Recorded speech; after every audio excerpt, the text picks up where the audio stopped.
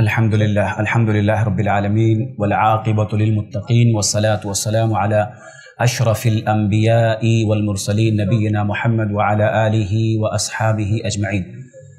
بطور یاد دہانی کچھ باتیں آپ کے سامنے رکھنی ہیں، اور ساری باتیں ہم سنتے رہتے ہیں، لیکن چونکہ رمضان المبارک میں بالکل اس مہینے میں ہم داخل ہونے والے ہیں، بس کچھ گھنٹے باقی ہیں، تو انشاءاللہ کل سے رمضان کے روزے ہم اسٹارٹ کریں گے۔ اس لیے جو ہے بطور یاد دہانی کچھ باتیں ہم یاد رکھیں، کیسے ہم یہ رمضان جو ہے ہم گزارے ہیں، کچھ باتیں بطور یاد دہانی۔ نمبر ایک، پہلی چیز جو پہلا کام کرنے والا ہے، جو ہم کو رمضان میں پابندی سے کرنا ہے، وہ رمضان کے روزے ہیں۔ کوئی ایک روزہ بھی ہمارا چھوٹنا نہیں چاہیے بغیر کسی عذر کے۔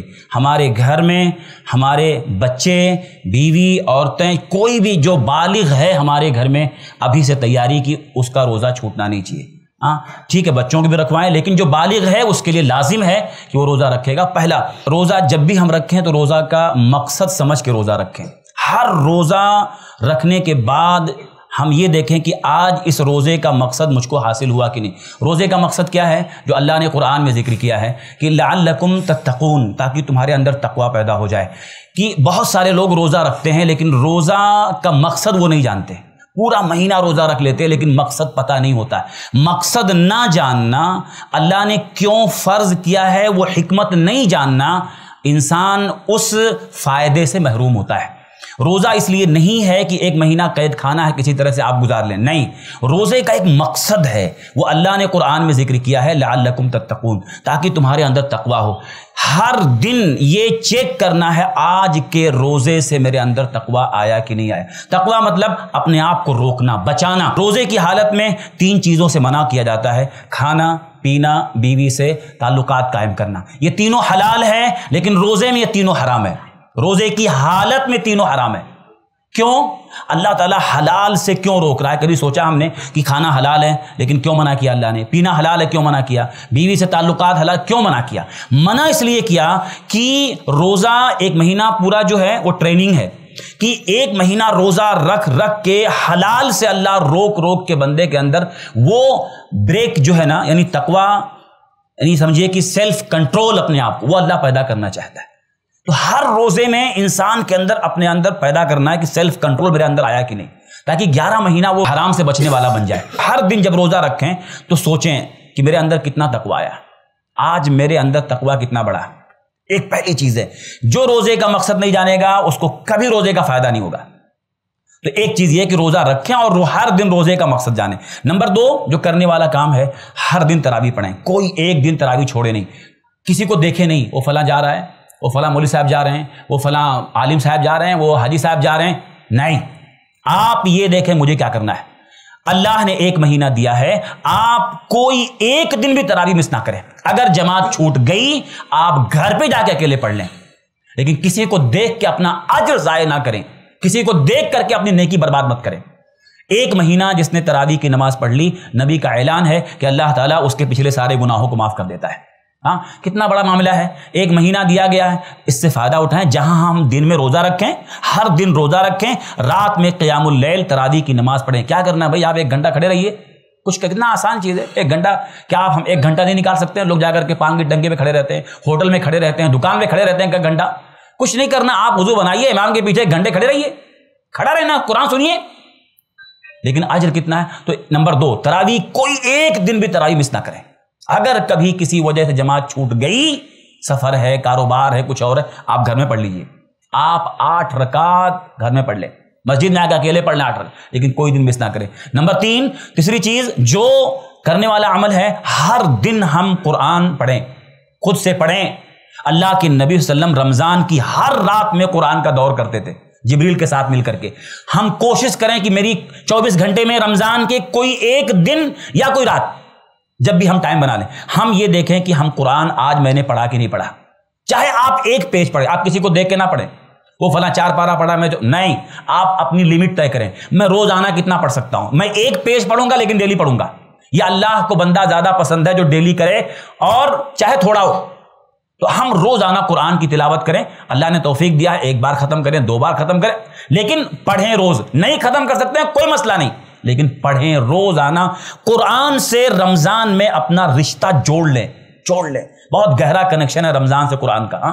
تو ایک تیسرا کام ہے جو روزانہ قرآن پڑھیں۔ ایسے ہی چوتھی چیز ہے جو رمضان میں بڑا پابندی سے کریں، ہر دن کریں، وہ ہے صدقہ کرنا۔ کوشش کریں کہ ہر دن میں کچھ نہ کچھ اللہ کے راستے میں دوں۔ اللہ کے نبی صلی اللہ علیہ وسلم رمضان کے مہینے میں آپ کی سخاوت بڑھ جاتی تھی، جیسے تیز آندھی چلتی ہے۔ صحابی کہتے ہیں کہ جبریل جب نبی سے مل کے جاتے تھے تو صبح آپ کی سخاوت بڑھ جاتی تھی۔ ہر دن کوشش کریں کہ چاہے آپ 1 روپیہ 10 روپیہ 50 روپیہ دینے والے بنیں، ہر دن دیں۔ رمضان کے پورے مہینے جب اللہ کی برکتیں نازل ہو رہی تو آپ بھی بندوں کو، اگر آپ کو اللہ کی رحمت چاہیے، خیر چاہیے، تو اپنے پاس جو خیر ہے وہ دینا پڑے گا۔ اللہ کی طرف سے خیر چاہیے تو دینا پڑے گا۔ ہر دن آپ کچھ نہ کچھ صدقہ کرتے رہیں۔ ایسے ہی اگلی چیز یہ ہے، 5ویں چیز جو ہر دن کریں، ہر دن روزے کی حالت میں دعا مانگیں۔ کوئی دن دعا مانگنا چھوڑے نہیں۔ روزے دار کی دعا اللہ رد نہیں کرتا ہے۔ ایک آدمی 14 گھنٹہ روزہ رکھ لیتا ہے لیکن ایک بار بھی اللہ کے سامنے ہاتھ نہیں اٹھا پاتا ہے۔ روزانہ روزے کی حالت میں دعا مانگیں۔ اور جو بھی ہمارے مسئلے ہیں، جو سوالات ہیں، کسی کو جاب کا مسئلہ، روزی کا مسئلہ، کسی کو کورٹ کچہری کا مسئلہ، کسی کو رشتہ داری کا مسئلہ، کسی کو کتنے مسئلے ہیں، اللہ سے روزانہ مانگیں اور اللہ تعالیٰ بادشاہ ہے، وہ دینے کو سب دے گا۔ آپ مانگیں تو روزے کی حالت میں یہ کام کریں کہ کوئی دن نہ جائے جب میں اللہ سے دعا نہ مانگوں، ہر دن۔ اور ایسے ہی چھٹی چیز یہ ہے کہ ہر دن اللہ سے توبہ کریں۔ دعا مانگنا الگ ہے، توبہ استغفار الگ ہے۔ جو ہماری زندگی میں گناہ ہوئے ہیں پورا یاد کریں، آپ کتنی غلطیاں ہم نے کی ہیں، ان غلطیوں کو اللہ کے سامنے بیان کریں۔ انشاءاللہ اللہ تعالیٰ وہ غلطیوں، جب گناہ ہمارے دامن سے صاف ہو جاتے ہیں نا تو اللہ کی رحمت کی برکھا اترنا شروع ہو جاتی ہے۔ کیوں اللہ کی رحمت رکی رہتی ہے؟ اللہ کی رحمت روٹ جاتی ہے گناہوں کی وجہ سے۔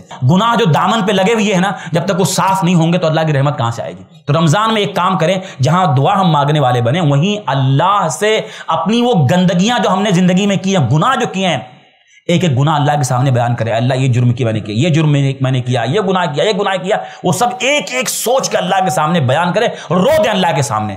ہر دن آپ اپنے گناہوں کو معاف کرانے کے لیے روئیں۔ جب آدمی دنیا میں پکڑا جاتا ہے کسی کے سامنے نا، پھنس جاتا ہے، تو کیسے جا کر کے آفیسر کے سامنے گڑگڑاتا ہے؟ ایک آفیسر کے سامنے گڑگڑاتا ہے، سر۔ اللہ رب العالمین جو بادشاہ ہے، اس کا کتنا قانون توڑا ہے۔ اللہ کے سامنے ہر دن بولیں کہ اللہ یہ گناہ ہوئے۔ تو اللہ سے ہر دن توبہ کرائیں، استغفار کرائیں، اللہ سے معافی مانگیں تاکہ اللہ تعالیٰ گناہ صاف کر دے۔ ایسے ہی جو ہے ایک اور عمل کرنے والا ہے جو ہم کریں، وہ یہ کہ رمضان کے مہینے میں اگر ہو سکے تو ہم افطار کرائیں۔ آپ کسی کو افطار کرا دیں، روزہ رکھنے والے کے برابر ثواب ملتا ہے۔ آپ یہ عمل کریں، کبھی جو بھی موقع ملے، پورے رمضان میں جب بھی آپ کو موقع ملے، آپ کسی کو بلا کے لائیں اپنے گھر پہ، آپ آئیے بھائی میرے ساتھ افطاری کر لیجیے۔ کچھ نہیں کرنا، بہت بڑا آپ کو کھانا نہیں بنوانا ہے، یہ بڑا ڈیگ بنوانا ہے۔ آپ اپنے وہ کھجور اور وہ پانی جو آپ بیٹھ کے کھا رہے ہو، آپ کسی کو لا کر کے، وہ روزے دار تھا، وہ آپ کے پاس بیٹھ کے آپ کے کھجور اور آپ کے فروٹ اور آپ کے پانی سے اس نے افطاری کیا، آپ کو ایک روزہ کا ثواب آپ کے اکاؤنٹ میں آ گیا۔ ایک دن میں 2 آیا، ایک آپ کا اپنا اور ایک اور ایکسٹرا آیا۔ ہر دن آدمی کتنا کما سکتا ہے؟ تو یہ جو ہے یہ ہم کرنا نہ چھوڑیں۔ یہ اس کے علاوہ اور بہت ساری چیزیں ہیں جن چیزوں سے بچنا چاہیے، کرنے والے اعمال ہیں جو ہر دن کرنا چاہیے۔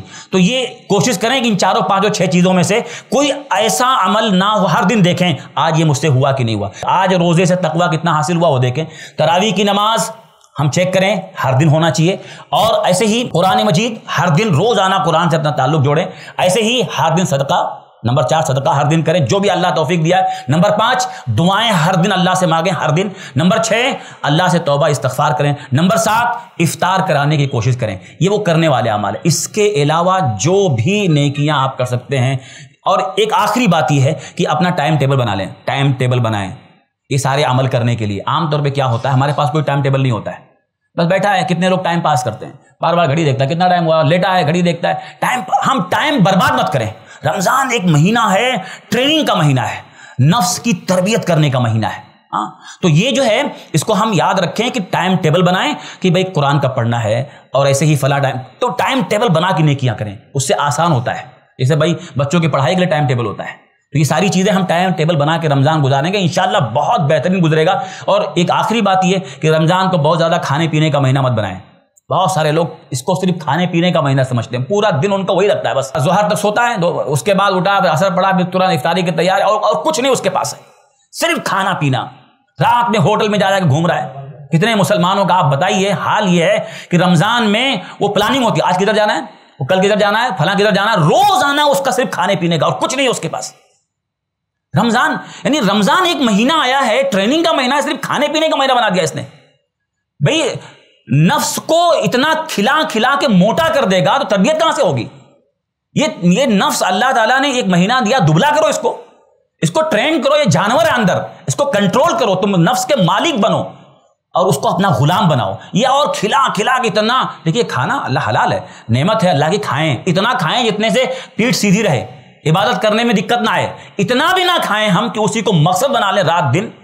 کتنے سارے لوگ آپ دیکھیے، مطلب اور آپ غور کریں کہ صرف ان کے پاس کھانے کے علاوہ کچھ بھی نہیں ہے، پلاننگ ہوتی روزانہ، کہاں کہاں ڈھابے جانا، کدھر جانا، سب ساری چیزیں نہ کریں۔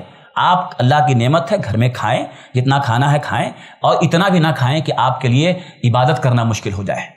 تو بہرحال یہ چند باتیں ہیں، اور کچھ گناہ ہے جو بچنا چاہیے، بہت ساری چیزیں جو روزے کو یا رمضان کو خراب کرنے والی چیزیں، ان چیزوں سے بچیں، بے حیائی دیکھنے سے بچیں، جھوٹ بولنے سے بچیں، غیبت کرنے سے بچیں، ایسے ہی لڑائی جھگڑے سے بچیں، رمضان میں جھگڑے بہت ہوتے ہیں، بچائیں اپنے آپ کو جھگڑے وگڑے سے۔ تو یہ ساری چیزیں، گالی گلوچ سے بچائیں اپنے آپ کو، یہ سب ہمیشہ حرام ہے، رمضان میں اور حرام ہے، تو بچائیں اپنے آپ۔ یہ جو نصیحتیں میں نے کی ہیں، اللہ تعالیٰ ہم سب کو اس پہ عمل کرنے کی توفیق عطا فرمائے، اور اللہ تعالیٰ ہمیں روزہ یا رمضان بہت اچھے سے گزارنے کی توفیق دے۔ آمین، تقبل یا رب العالمین، سبحانک اللہم و بحمدک، اشہد ان لا الہ الا انت، استغفرک و اتوب الیک۔ ایسے ہی فائدہ مند اسلامک ویڈیوز دیکھنے اور منہج سلف پر کتاب و سنت کی تعلیمات کو عام کرنے میں ہمارا تعاون کریں، تاکہ آپ کے لیے ذریعہ نجات، جنت کے حصول کا سبب، ساتھ ہی مال میں برکت و اضافے کا ذریعہ بھی بنے۔ آمین، جزاک اللہ خیرن۔